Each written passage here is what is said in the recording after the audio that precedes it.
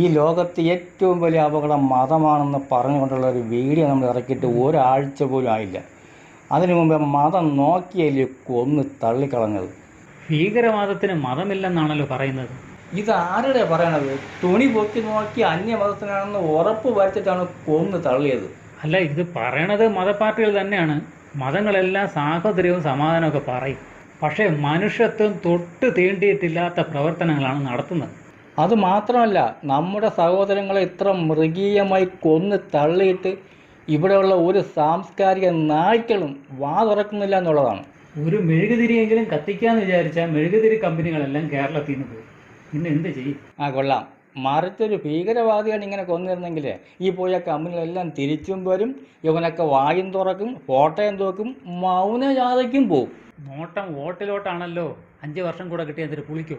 മനുഷ്യൻ സന്തോഷത്തോടു കൂടിയും സമാധാനത്തോടു കൂടിയും ജീവിക്കണോ? എല്ലാ മതങ്ങളെയും നിരോധിക്കണം. മതങ്ങളും ദൈവങ്ങളും ഇല്ലാത്ത രാജ്യമാണ് സ്വർഗരാജ്യം എന്ന് തിരിച്ചറിയുന്ന കാലത്തെ മനുഷ്യൻ നന്നാകും.